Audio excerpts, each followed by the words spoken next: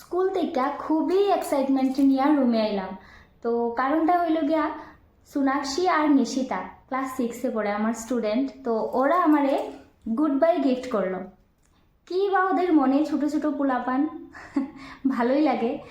আমারে গিফট করলো কি, প্রথমে দেখো এই সুন্দর, কি সুন্দর জগন্নাথ প্রভুর একটা কি রিং, খুবই সুন্দর, থ্যাংক ইউ।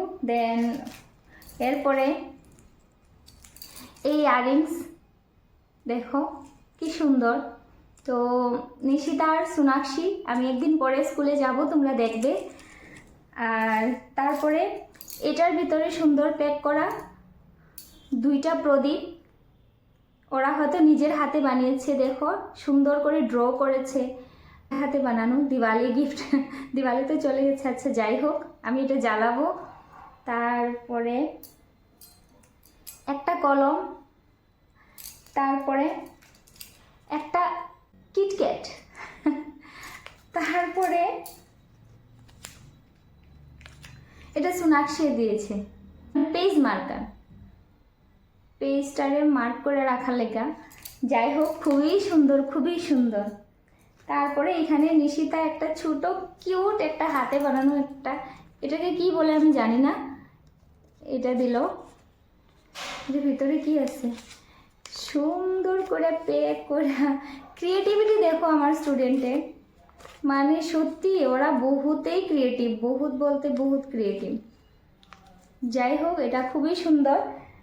তারপরে দেখো প্যাক যে করছে, প্যাকটার ভিতরে এই যে দেখো এত সুন্দর করে এগুলাও দিল, মানে পুরা বড় মানুষের মতো ছোট। আর দেখো এখানে লেখা গুড বাই, যে দেখা দেখো গুড বাই লেখা, হ্যাঁ। আর প্যাক দেখো বাইরে কি সুন্দর করে ওরা প্যাক করলো,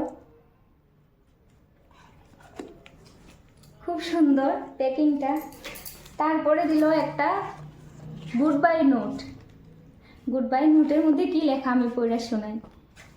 মেম, আপোনাক আমি অতি কম সময়ত লগ পাইছোঁ, যদিও আপুনি আমাক অতি কম সময়ত ইমান মৰম আৰু আদৰ দিছে যে আপুনি আমাৰ অতি মৰমৰ হৈ পৰিছে, আৰু আপুনি আমাক ইমান ধুনীয়াকৈ কথাবোৰ সুধিলে খং নকৰি সকলো কথাৰ উত্তৰ দিয়ে, সেইবাবে মই আপোনাক থেংক ইউ ক'ব বিচাৰোঁ। গুড বাই মেম। মই যে ইমোশ্যনেল হৈ যাম এনেকৈ ক'লে, সঁচাই বহুত ভাল লাগিছে।